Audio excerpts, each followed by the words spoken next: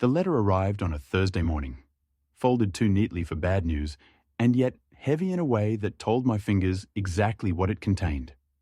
It waited on the doormat like a quiet accusation. Outside, rain pushed against the windows in soft, relentless taps, the kind that make the whole house feel colder than it is. I stood there barefoot on the wood floor, feeling the burrs and scratches under my heels, the faint draft sneaking under the front door. My mouth dried instantly. My jaw tightened on its own, the way it used to whenever my father called my name as a kid. Sharp, clipped, always 2 syllables even though it only had 1. I bent down, picked up the envelope, and brushed a thumb over my last name, repeated twice on the seal. Michael Grant, Esquersin. Estate Administration. Even before I opened it, I knew. The undertaker had emailed me, of course, and my cousin Nina had texted condolences with too many exclamation marks. But seeing my father's full name printed in embossed serif letters made something inside me lock into place. The man had been dead for 6 days and still managed to stiffen my spine. Inside the envelope, a single cream-colored sheet, textured like an expensive napkin. The ink smelled faintly metallic. You are hereby invited to the reading of the last will and testament of Jonathan Ellery Grant. My father had loved formalities. He liked procedures, hierarchies, the predictable machinery of control. Even in death he operated like a man calling meetings. I sat down at the kitchen table, the wood cold through my thin pajama pants.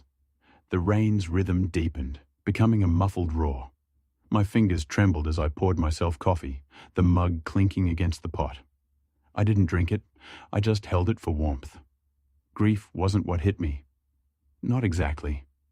It was something muddier, something I'd spent most of my adult life not naming. A mix of resentment, unspoken longing, and a dry numbness. I hadn't cried at the funeral. My ex-wife, Julia, said she understood. She said sometimes tears freeze before they fall. But she'd misunderstood the reason. It wasn't that I couldn't cry. It was that I didn't know if I wanted to.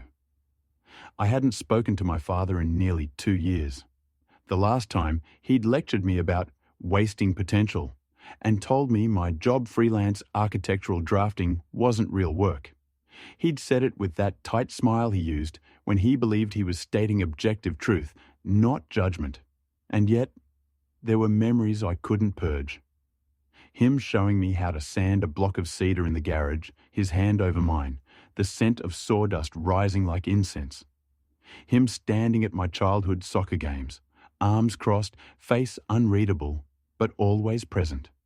And then there was the one memory that still woke me up some nights, the evening he shouted at me for losing the key to the shed. I was 10. I'd cried, and he'd gone quiet, withdrawn into himself. Hours later, after I'd gone to bed, he'd slipped the key under my door with a note in his square, mechanical handwriting. You are capable of more than you think. Don't give up. I'd kept the note for decades. The deterioration came later.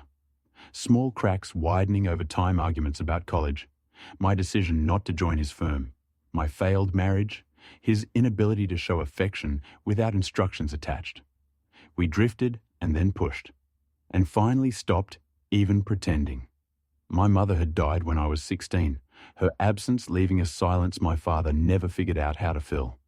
There were no siblings, no one between us to soften the sharp edges. I needed money. Most 45-year-olds don't admit that aloud, but I did. Work came in waves, feast or famine. Rent gnawed at my savings. But the idea of wanting anything from him felt wrong, like reopening an old wound just to see if it still bled. Still, part of me hoped ridiculously that the will might hold a message, an apology, a hint that I mattered after all. I denied that hope, even as it twisted in my chest. The letter ended with a date, time, and address. The office was downtown, in the old brick building my father had always admired but never bought. He said owning something that old meant inheriting all its flaws. I set the invitation down. The paper made a soft sigh against the table, the way dried leaves do in autumn. I exhaled through my nose. My jaw ached. The rain kept tapping, tapping. And that was how the final chapter of my father's life began for me. Not with grief, but with a dull, familiar tension, a tightening in my throat that felt like both dread and obligation. A summons not just to a will reading, but to the unfinished business of being his son.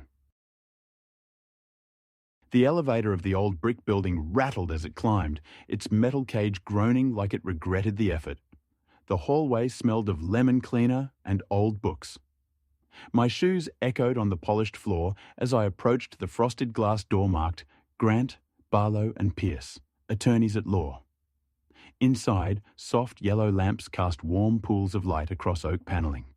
A Persian rug muffled footsteps. The air was cold enough to keep paper from curling, dry enough to crack lips. The receptionist, a young woman with dark curls pinned, tightly offered a polite, neutral smile, the kind professionals reserve for grief-stricken families. "Mr. Grant, they're waiting for you." They. The word sharpened something inside me. The conference room was long and windowless, lined with shelves of thick legal volumes. A mahogany table stretched across the centre, reflecting the overhead chandelier in fractured glints. Already seated were two cousins, my Aunt Deborah and her husband. I'd never been particularly close to them, and their expressions held the stiff politeness of people who attend out of obligation, not affection. Aunt Deborah dabbed her eyes with a handkerchief. She had always performed emotion rather than felt it, but I didn't begrudge her that.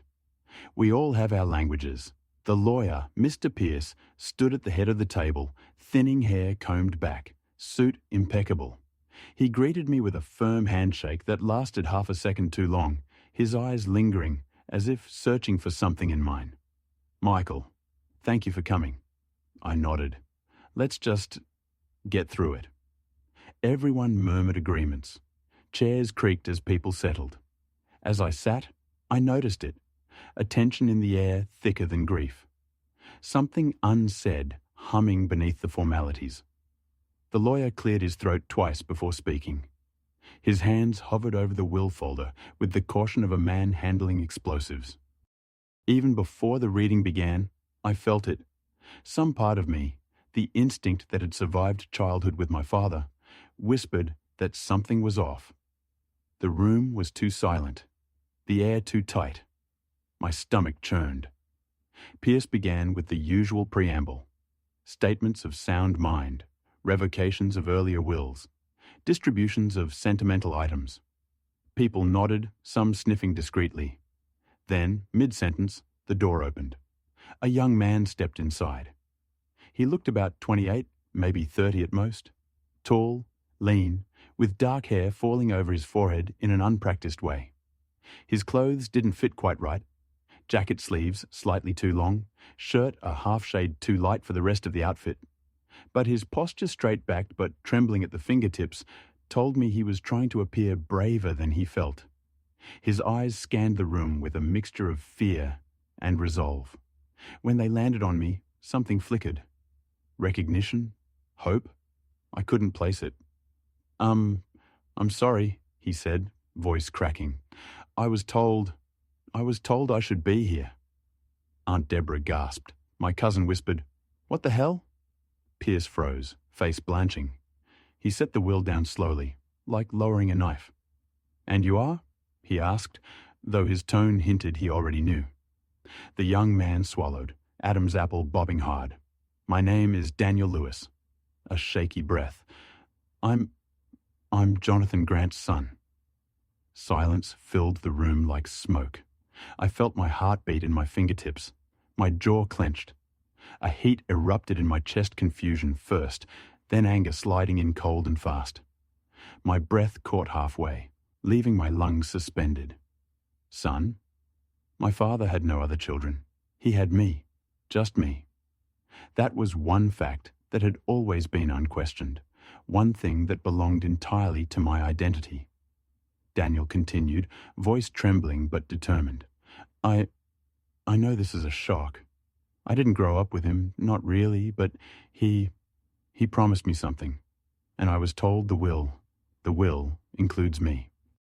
My aunt sputtered. My cousins whispered furiously, but I couldn't speak. My throat had locked, my thoughts splintering. The stranger, not a stranger anymore, apparently, looked at me again. His eyes were blue. My father's eyes were blue. I hated myself for noticing. Daniel reached into a worn backpack and pulled out a folder, battered edges, bent corners, but carefully held. His hands shook so badly the papers inside rustled against one another before he even opened it. Pierce cleared his throat. Perhaps we should... Daniel ignored him and set the folder on the table. He pushed it toward the lawyer, but kept his palm pressed on the top, anchoring it as if afraid it might vanish. Inside were photographs. My father, standing beside a woman I didn't recognize. A woman with auburn hair and tired eyes. Some photos were candid, some posed. In one, he held a small toddler, laughing in a way I didn't remember him ever laughing with me. The room lurched. Next, a birth certificate. Father, Jonathan Ellery Grant. Then, letters, handwritten, my father's unmistakable blocky script. I'll come as soon as I can. I'm sorry it has to be this way. I want to be in his life. Please believe that. I wish things were different. I stared until the letters blurred. Pierce lifted a document that made his eyebrows shoot upward. This is a notarized acknowledgement. And then, almost casually, there is also a DNA test. Confirmed. I inhaled sharply through my teeth. The sound was small, but violent in the silent room. Memories flickered. My father taking unexplained trips when I was 12. The hushed phone calls behind the garage. Seeing a woman outside his office once, a woman with auburn hair, who smiled at me before quickly turning away. Had that been her? My chest tightened painfully. Pierce opened a sealed envelope. This was to be read only if Mr. Lewis presented himself. The addendum, my father's final chess move. In the event of the appearance of my second son, Daniel, he shall be acknowledged fully and without contest. My throat burned. The words blurred, but stayed carved in my mind. Second son. I barely heard the rest. Daniel stood at the far end of the table, silent now, shoulders tight, eyes fixed on the floor. He wasn't triumphant. He wasn't even angry. He looked scared. The fear of someone who has lived too long in liminal spaces, half claimed, half abandoned. Some part of me felt something like empathy. I crushed it quickly. Anger swelled instead. Anger at him, at my father, at myself for feeling anything at all. My voice came out hoarse. So what? He has paperwork, and we're supposed to believe he's part of this family. Daniel flinched, but lifted his head. I didn't want it to be like this. He promised. He said one day everything would make sense. The words hit me like a physical blow. That was what my father used to say to me, after fights, after disappointments, after one of his lectures. One day, Michael, things will make sense. He'd said it to this stranger too. I felt something inside me crack. I didn't go home after the will reading. I drove to my father's house instead, a property I had avoided for years. The key still fit somehow. The smell hit me immediately. Cedar polish, old paper, faint tobacco. Everything was exactly where he'd left it. His study felt frozen in time. Books arranged with military precision. His desk perfectly clean except for a small wooden box with his initials carved in the lid. The box was locked. I searched drawers, shelves, behind framed certificates. Eventually, I found a small brass key taped under the desk. Typical of him to hide things in plain sight, but reward those who knew where to look. Inside the box, letters, dozens. All from the woman in the photographs, Daniel's mother. Some tear-stained, some short and resigned. You said you loved us. Why won't you fight for it? Daniel keeps asking when he'll see you again. I can't keep doing this alone. And one, dated 2 years before her death. I don't blame you. I know you loved your first son. I know you tried. I sat back, dizzy, First son. The words felt like shards. Next I found receipts payments transferred monthly to an address across town. Notes scribbled in margins. Visit Wednesday. Hospital. Daniel's birthday. He'd tried, apparently. Tried and failed and hidden it all. That night I visited my aunt. She answered the door with red eyes, her voice trembling. I suspected, she whispered, leading me inside. Your father wasn't the type to wander for no reason. But your mother was so fragile. She paused, pressing fingers to her lips. He thought telling her would break her. And after she died, he thought telling you would break you too. It angered me, how everyone had made decisions for me my entire life. The next day, I visited one of my father's oldest colleagues, a retired architect named Harold. He looked like a man who had been waiting too long to confess something. He loved you, Harold said immediately, as if needing to establish it before anything else. But he made a mistake when he was young. He tried to fix it by giving what money he could to the woman and the child, but he stayed with your mother. She needed him. You needed him. And what about Daniel? I asked bitterly.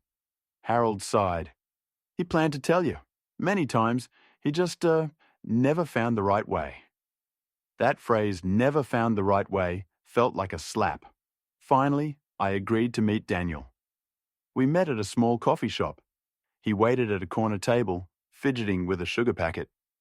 Up close, he looked even younger. When he finally spoke, he didn't look at me. I didn't want to ruin your life, or your memories. I just wanted to know who he really was, what he was like. I only met him maybe a dozen times. He was always kind, but distant, like he was somewhere else. But he said he cared. He said he wished he'd been braver. I stared at him for a long time. It was unsettling how much of my father's face I could see in his. So, what do you want? I asked quietly. He swallowed. Not your money, not your place, just acknowledgement that I exist, that I mattered to him. My anger dulled at the edges. The ache deepened. 2 days later, Pierce called. There's something else, he said. A personal letter your father left for you. We'd overlooked it because it wasn't part of the formal will. I went to the office immediately. Pierce handed me the sealed envelope. My name was written in my father's blocky handwriting. Inside, Michael. If you're reading this, then I've failed yet again at saying what needed to be said while I was alive. You were always my first great pride, and my first great fear. I loved your mother more than I knew how to explain. When she fell ill, I made choices I regret, and choices I don't. I tried to be everything at once: husband, father, provider, man of honor. I succeeded at none. Daniel was a mistake only in timing, never in existence. I wanted to tell you when you were older. You deserved the truth, but I convinced myself it would destroy what little I had left with you. That was cowardice, not protection. If he has come forward, treat him not as an intruder, but as the human being he is. For all the years I failed him, perhaps you can do better. Or not. The choice is yours. I ask only that you decide from understanding, not anger. Know this: I was proud of you, every single day. Dad, I sat there, shaking. The words blurred and sharpened and blurred again. Something broke loose inside me, a pressure I hadn't known I'd been carrying. For the first time since his death, I cried. I met Daniel again on a quiet Sunday morning. Dawn light stretched thin and pale across the riverfront. We stood at the railing, both awkward, both unsure. I got the letter, I said. He nodded, staring at the water. Did it help? Yes, I said truthfully. And no. He exhaled shakily. I'm not trying to take anything from you. I know. Silence drifted between us. Not hostile, just raw. Finally I said, he wanted you acknowledged, so I acknowledge you. I don't know what that means yet. I don't know what we'll be to each other. But you're not my enemy. He blinked rapidly, eyes shining. Thank you. A weight lifted from my chest, Not entirely, but enough to breathe. The legal matters resolved over the next month. We agreed, mutually, to share the inheritance equally. Not because I had to, but because I chose to. Because we were both victims of the same silence. But money wasn't the real inheritance, not the part that mattered. The real inheritance was the truth ugly, complicated, shaping us in ways neither of us asked for. On the day the estate officially closed, I returned to my father's study. I opened the wooden box one last time, ran my thumb over the letters, over the life he lived in fragments. I didn't forgive him completely. Maybe I never would, but I understood him in ways I hadn't before, and that felt like its own kind of inheritance too. That evening, Daniel and I got dinner. We talked cautiously, circling around stories, comparing memories of a man we'd both known incompletely. There were long pauses, but not the uncomfortable kind, more like the pauses in old houses that creak as they settle. When we parted, he said softly, "See you again?" I hesitated, then nodded. "Yeah, see you again." Walking home through the quiet streets, I felt the familiar ache my father had left behind. An ache shaped like everything we'd never said. But now there was something else layered beneath it. A small, steady warmth. Not hope exactly, but possibility. For the first time in a long while, that felt like enough. I looked up at the darkening sky. Things make sense now, I whispered to myself. Not fully, not perfectly, but enough to keep moving. And in the gentle hush of evening, I finally felt the weight of my father's shadow loosen, just enough for me to step forward into whatever came next.